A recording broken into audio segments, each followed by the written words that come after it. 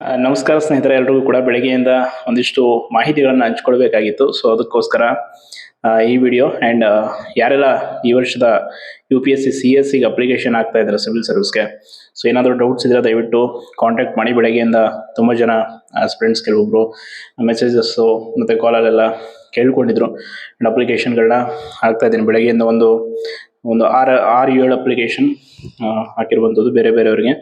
So ಅದರ ಜೊತೆ ಈ ಬಾರಿ ಹೆಂಗಾಗ್ಬಿಟ್ಟಿದೆ ಅಂತಂದರೆ, ವರ್ಷದಿಂದ ವರ್ಷಕ್ಕೆ ಮೊದಲೆಲ್ಲ UPSC ಪರೀಕ್ಷೆ ಅಂದ್ರೇ ಕಠಿಣ ಅನ್ನೋದಾಗಿತ್ತು. ಈಗ UPSC ಅಪ್ಲಿಕೇಶನ್ ಹಾಕೋದೇ ಕಷ್ಟ ಆಗ್ಬಿಟ್ಟಿದೆ.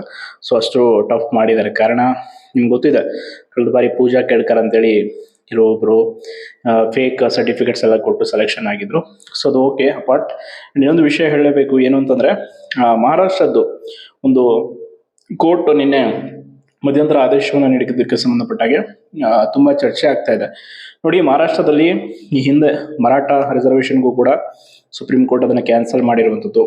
ಆ್ಯಂಡ್ ಅದಾದಮೇಲೆ ಈಗ ಮುಸ್ಲಿಂ ಸಮುದಾಯಕ್ಕೆ ಸಂಬಂಧಪಟ್ಟಾಗೆ 5% ರಿಸರ್ವೇಷನ್ ಏನಿತ್ತು ಅದನ್ನು ಈಗ ಕ್ಯಾನ್ಸಲ್ ಮಾಡಿದ್ದಾರೆ. ಅಂದರೆ ಯಾಕೆ ಅಂತಂದರೆ, ನೋಡಿ, 2 ರೀಸನ್ಸ್. ಒಂದು, ಧರ್ಮದ ಆಧಾರದ ಮೇಲೆ ಮೀಸಲಾತಿಯನ್ನು ಕೊಡೋದಕ್ಕೆ ಬರಲ್ಲ ಅಂತೇಳಿ ಈ ಹಿಂದೆ ಹಲವಾರು ಕೇಸಸ್ಗಳು ಅದ್ರ ಬಗ್ಗೆ ಎಲ್ಲ ನಡೆದಿದೆ.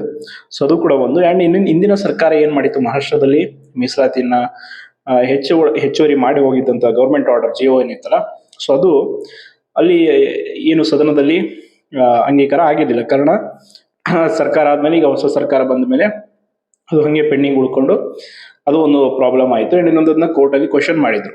ಸೊ ಅದಾದಮೇಲೆ ಇನ್ನೊಂದು ಮೇನ್ ರೀಸನ್ ಏನು ಹೇಳಿ, ಈಗ ನಮ್ಮ ರಾಜ್ಯದಲ್ಲೂ ಕೂಡ ಆಗಿದೆ ಆ ಸಮಸ್ಯೆ.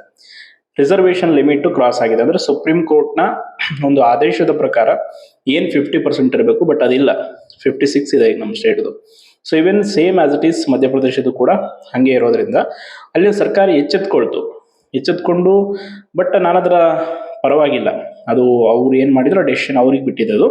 ಅದ್ರ ಬಗ್ಗೆ ನಾನು ಏನು ಹೇಳೋಕ್ಕೆ ಹೋಗಲ್ಲ. ಬಟ್ ಒಂದು ವಿಷಯ, ಊರಲ್ಲಿ ಹೆಚ್ಚಳ ಆಗುತ್ತೆ ಅನ್ನೋ ಕಾರಣಕ್ಕೆ ಹೆಂಗೆ ಬೇಕೋ ಒಂದು ಮೀಸಲಾತಿಯನ್ನು ತಾವು ಅದನ್ನು ಕ್ಯಾನ್ಸಲ್ ಮಾಡ್ಕೊಂಡಿದ್ದಾರೆ.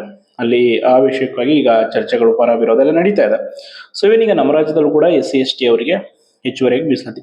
ಇಲ್ಲಿ ಮೀಸಲಾತಿ ಕೊಟ್ಟಿರೋದಕ್ಕೆ ಯಾರ ವಿರೋಧ ಕೂಡ ಇಲ್ಲ. ಬಟ್ ಅದನ್ನು ಕಾನೂನುಬದ್ಧಗೊಳಿಸಬೇಕು. ಕಾನೂನುಬದ್ಧ ಆಗುತ್ತೆ. ಹಾಗಾದ್ರೆ ಈಗ ಬೇರೆ ಬೇರೆ ರಾಜ್ಯಗಳಲ್ಲೆಲ್ಲ ನೋಡ್ತಾ ಇದ್ದಾರೆ. ನಾಳೆ ಮಧ್ಯಪ್ರದೇಶದ್ದು ಹಿಯರಿಂಗ್ ಇದೆ. ಸೊ ನಾಳೆ ಆರ್ಡರ್ ಬರುವಂಥ ಸಾಧ್ಯತೆ ಇದೆ. ಹಾಗಾದ್ರೆ ಆಗ್ಬಿಡುತ್ತಾ? ಅಷ್ಟು ಈಸಿ ಇಲ್ಲ. ಕೋರ್ಟ್ ಅದನ್ನು ಒಪ್ಪಲ್ಲ ಕೂಡ. ಹಂಗೆ ಒಪ್ಪಾಗಿಬಿಟ್ಟಿದ್ರೆ ಎಲ್ಲ ರಾಜ್ಯಗಳಿಗೂ ಈಗ ಅವಕಾಶ ಇರ್ತಿತ್ತು. ಎಲ್ಲವೂ ಇನ್ನೂ ಕ್ವಶನಲ್ಲೇ ಇದೆ. ಇವನ್ ತಮಿಳ್ನಾಡು ಕೂಡ ಪ್ರಶ್ನೆ ಇನ್ನೂ ಕೇಸ್ ನಡೀತಾ ಇದೆ. ಸೊ ಅದಕ್ಕೆ ನಮ್ಮ ರಾಜ್ಯದ ಈಗ ನೇಮಕಾತಿಗಳು ನೋಡಿ, ಅಲ್ಲಿ ಅದನ್ನು ಕ್ಯಾನ್ಸಲ್ ಮಾಡಿದ್ರ ಜೊತೆ ನೇಮಕಾತಿಗಳ ಅಧಿಸೂಚನೆ ಹಿಂದೆ ಆಗಿದ್ದು ಅದನ್ನು ಕೂಡ ರದ್ದು ಮಾಡಿದ್ದಾರೆ. ಅದೇ ರೀತಿ ನಮ್ಮಲ್ಲಿ ಏನಾದರೂ ಇವ್ರು ಎಡವಟ್ಟು ಮಾಡಿಬಿಟ್ರು, ಏನಾದರೂ ಕೋರ್ಟ್ ನಾಳೆ ಅಲ್ಲಿ ಆರ್ಡರ್ ಮಾಡ್ತು ಅಂದರೆ ಇವ್ರೇನೀಗ ಓಲೈಕೆ ರಾಜಕಾರಣ ಮಾಡೋಕೆ ಹೊರಟಿದಾರಲ್ಲ ನೋಡಿ, ಅದು ಗೊತ್ತು, ಎಲ್ರಿಗೂ ಗೊತ್ತು. ಆ ಮೀಸಲಾತಿ ಅಲ್ಲಿ ಹೆಂಗೆ ಎಕ್ಸೆಪ್ಟ್ ಆಗಲ್ಲ ಏನು ಅಂತ. ಆದರೂ ಸುಮ್ಮನೆ ತಮ್ಮ ಪ್ರತಿಷ್ಠೆಯನ್ನು ಬಿಟ್ಕೊಡ್ಬಾರ್ದು. ನಾವು ಮಾಡಿದ್ದೀವಿ ಅಂತ ಹೇಳ್ಕೊಳಕ್ಕೆ ಒಣ ಬಡಿದಾಟಕ್ಕೋಸ್ಕರ ಲಕ್ಷಾಂತರ ಜನ ಆಸ್ಪಿರೆಂಟ್ಸ್ಗಳ ಭವಿಷ್ಯವನ್ನ ಒಂದು ರೀತಿ ಹೆಂಗೆ ಡೋಲಾಯಮಾನವಾಗಿ ಮಾಡಿಬಿಟ್ಟಿದ್ದಾರೆ. ಸೊ ಅದಕ್ಕೆ ನೋಡಿ, ಇನ್ನೂ ಒಂದು ಚಾನ್ಸ್ ಇದೆ. ಈಗ 56 ಇರಲಿ, ಅದು ಕೋರ್ಟಲ್ಲಿ ಕೇಸ್ ನಡೀಲಿ. ಬಟ್ 50 ಮೇಲೆ ನಾವು ನೇಮಕಾತಿ ಮಾಡ್ತೀವಿ ಅಂತಂದರೆ ಸರ್ಕಾರ ಮಾಡಿದ್ರೆ ಆರಾಮಾಗಿ ಮಾಡ್ಬೋದು. ನಾಳೆ 56 ಮಾಡಿ ಅಲ್ಲಿ ಕೋರ್ಟ್ ಏನಾದರೂ ಕ್ಯಾನ್ಸಲ್ ಮಾಡ್ತು, ಆಮೇಲೆ ಎಕ್ಸಾಮ್ ಬರೆದಿದ್ರು, ಎಲ್ಲರೂ ಕೆಲ್ಸಕ್ಕೆ ಹೋಗಿ ಅವಾಗ ಏನು ಮಾಡ್ಬೇಕು ಅವರೆಲ್ಲ? ಸೊ ಸಮಸ್ಯೆ ನೂರಾರಿದೆ ನೋಡಿ. ಹೆಂಗೆ ಆಗ್ಬಿಟ್ಟಿದೆ ನಮ್ಮ ಸ್ಟೇಟ್ ಗೌರ್ಮೆಂಟ್ ಅಂದರೆ ಯಾರು ಹೇಳೋರು ಕೇಳೋರಿಲ್ಲ. ಇಲ್ಲಿ ಕ್ವಶನ್ ಮಾಡುವಂಥದ್ದೇ ಒಂದು ದೊಡ್ಡ ತಪ್ಪು ಅನ್ನೋ ರೀತಿ ಆಗಿದೆ. ಇನ್ಯಾರೋ ನಾನು ಹೇಳಿದ್ದೆ, ನಾನು ಯಾವ ಸರ್ಕಾರದ ಪರನಲ್ಲ, ವಿರೋಧ ಪಕ್ಷದ ಪರನಲ್ಲ, ಯಾರ ಪರನಲ್ಲ. ನಾನು ಆಸ್ಪಿರೆಂಟ್ಸ್ಗಳ ಪರ, ನಮ್ಮ ಸಮಸ್ಯೆಗಳ ಒಂದು ಏನಾಗಿದೆ ಸೊ ಅದರ ಪರವಾಗಿ ನಾವು ಮಾತಾಡ್ತಾ ಇದ್ದೀವಿ ಅಷ್ಟೇ. ಆಯ್ತಾ?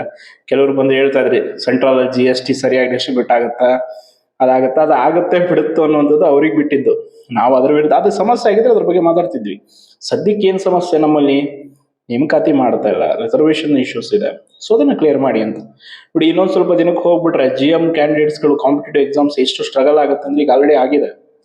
ಕೇಂದ್ರದಲ್ಲಿ UPSCಯಲ್ಲಿ ಸಿಗೋ 6 ಅಟೆಂಪ್ಟ್ಸಲ್ಲಿ ಶ್ರಮಪಟ್ಟು ಓದಿದ್ರು ಕೂಡ ಕಟ್ ಆಫ್ ಎವ್ರಿ ಇಯರ್ ಹೆಂಗೆ ಆಗ್ತಾ ಇದೆ ಅಂತ ಗೊತ್ತು. ಸೊ ಇನ್ ಸ್ಟೇಟಲ್ಲೂ ಕೂಡ ತುಂಬ ಸಮಸ್ಯೆಗಳಿದೆ. ಅದರಲ್ಲಿ KPSC ಒಂದು ಹಗರಣಗಳು, ಈ ಎಪ್ಸ್ಟೀನ್ ಫೈಲ್ಸ್ ಏನೋ ಬಂದಿಲ್ಲ, ಅದಕ್ಕಿಂತ ದೊಡ್ಡ ಫೈಲ್ಸ್ ಆಗ್ಬಿಡುತ್ತೆ KPSC ಏನಾದ್ರು ಮಾಡಿದ್ರೆ. ಅಂದರೆ ಈ ರೀತಿ ಪರೀಕ್ಷಾ ಅಕ್ರಮಗಳನ್ನು ಎಲ್ಲ ಬಯಲಿಗೆಳೆದ್ರೆ. ಸೊ ಇಂಥ ಸಮಸ್ಯೆಯಲ್ಲೂ ಕೂಡ ಧೈರ್ಯಗೆಡದೆ ಓದ್ತಾ ಇರುವಂಥ ಆಸ್ಪಿರೆಂಟ್ಸ್ಗೆ ನಿಜಕ್ಕೂ ಕೂಡ ಹ್ಯಾಟ್ಸ್ ಆಫ್ ಹೇಳಬೇಕು. ಈ ಒಟ್ಟಾರೆಯಾಗಿ ಮೀಸಲಾತಿ ಸಮಸ್ಯೆ ಅಂತೂ ಬಗೆಹರಿಯಲ್ಲ. ಸುಮ್ಮನೆ ನೇಮಕಾತಿ ಮಾಡಿದರೆ ಒಳ್ಳೆಯದು. ಆ್ಯಂಡ್ ಈಗ ಆಗಿರೋ ನೇಮಕಾತಿಗಳು ಅಷ್ಟು ಸೇಫ್ ಅಂತ ಹೇಳೋಕ್ಕಾಗಲ್ಲ. ಯಾಕೆ KPSC ಬೇಗ ಬೇಗ ಲಿಸ್ಟ್ ಬಿಟ್ಟು ಇಷ್ಟು ಬೇಗ ಬೇಗ ಬಿಡಿಯೋದು, ವಾಡರ್ಜಿ ಎಲ್ಲ ಮಾಡ್ತಾ ಇದ್ದಾರೆ ಅಂದರೆ ರೀಸನ್ ಇದೆ ಅದರಿಂದ ರೀಸನ್ ಅವನ್ನೆಲ್ಲ ಉಳಿಸ್ಕೋಬೇಕು. KS ಆಯಿತು ಎಲ್ಲ. ಯಾಕೆ ಅಂತಂದರೆ ಈಗ ಪೇಮೆಂಟ್ ಆಗಿರೋರಿಗೆ ವಾಪಸ್ ಮತ್ತೆ ದುಡ್ಡು ಕೊಡಬೇಕಾಗತ್ತಲ್ಲ. ಸೊ ಸಮಸ್ಯೆಗಳಿದೆ ಅವರಿಗೆಲ್ಲ ಪಾಪ. ಅವ್ರು ತಮ್ಮ ಹಿತಾಸಕ್ತಿಗೋಸ್ಕರ ತಮ್ಮ ವೈಯಕ್ತಿಕ ಲಾಭಕ್ಕೋಸ್ಕರ ಬಡದಾಡ್ತಿದ್ದಾರೆ ಹೊರತು ಆಸ್ಪಿರೆಂಟ್ಸ್ಗೇನು ಇಷ್ಟು ಬೇಗ ರಿಸಲ್ಟ್ ಬಿಟ್ಬಿಟ್ರು ಸಲ KPSC ಬದಲಾವಣೆ ಆಗಿದೆ ಅನ್ನೋದು ಏನಿಲ್ಲ. ಎಲ್ಲಿ ನಾಳೆ ಕೋರ್ಟಲ್ಲಿ ಏನಾದರೂ ಮತ್ತೆ ಆರ್ಡರ್ ಬಂದು ಕ್ಯಾನ್ಸಲ್ ಆಗಿಬಿಟ್ರೆ ನೋಡಿ, ಇವತ್ತು ನಿನ್ನೆ ಸಿವಿಲ್ ಜಡ್ಜ್ದು ಅದರಲ್ಲೂ ಮೆನ್ಷನ್ ಮಾಡಿದ್ದಾರೆ ನೋಡಿ ಆದೇಶವನ್ನು, ಮಧ್ಯಂತರ ಆದೇಶ ಏನು ಕೊಟ್ಟಿದೆ ಕೋರ್ಟ್ದು ಅದನ್ನು ಮೆನ್ಷನ್ ಮಾಡಿದ್ದಾರೆ. ಷರತ್ತುಬದ್ಧ ಫಲಿತಾಂಶ ಬಿಟ್ಟಿದ್ದಾರೆ. ಸೊ ಅದಕ್ಕೆ ನೋಡಿ, ಅಮರ್ ಏನೇನು ಹೇಳ್ತಾನೆ ಅಂದರೆ ಅಮರ್ಗೇನು ತಲೆ ಕೆಟ್ಟಿಲ್ಲ, ಏನಿಲ್ಲ. ಇರೋ ವಿಷಯಗಳನ್ನ ತಿಳ್ಕೊಂಡು ಅದ್ರ ಬಗ್ಗೆ ವಿಶ್ಲೇಷಣೆ ಮಾಡಿ ಆಮೇಲೆ ನಿಮ್ಮ ಹತ್ರ ಬಂದು ಪ್ರಸ್ತಾಪ ಮಾಡ್ತೀನಿ ಹೊರತು ಸುಮ್ಮನೆ ಯಾವ ವಿಷಯಗಳನ್ನು ಹೇಳಲ್ಲ. ಒಟ್ಟಾರೆ ನಾಳೆ ಮಧ್ಯಪ್ರದೇಶದ ಕೇಸ್ ಇದೆ, ಇವತ್ತು ಆಲ್ರೆಡಿ ಮಹಾರಾಷ್ಟ್ರದ್ದು ಒಂದು ವಿಚಾರ ತಿಳ್ಕೊಂಡ್ರಿ. ಇಷ್ಟರ ಮೇಲೆ ನಿಮಗೆ ಒಂದು ಪ್ರಿಡಿಕ್ಷನ್, ಒಂದು ಎಕ್ಸ್ಪೆಕ್ಟೆಡ್ ಏನು ಅಂತೇಳಿ ಅರ್ಥ ಆಗಿರುತ್ತೆ. ಸೊ ಅದನ್ನೇನು ಹೆಚ್ಚು ಹೇಳೋ ಅವಶ್ಯಕತೆ ಇಲ್ಲ. ಇಷ್ಟು ಇವತ್ತಿನ ಒಂದು ನನ್ನ ಮಾಹಿತಿ ನಿಮ್ಮೊಟ್ಟಿಗೆ ಹಂಚ್ಕೊಳ್ಬೇಕಾಗಿದ್ದು. ಸೊ ಏನೇ ಡೌಟ್ಸ್ ಇದ್ರೂ ಕಮೆಂಟ್ ಮಾಡಿ ಅಂತ ಹೇಳ್ತಾ ಧನ್ಯವಾದ.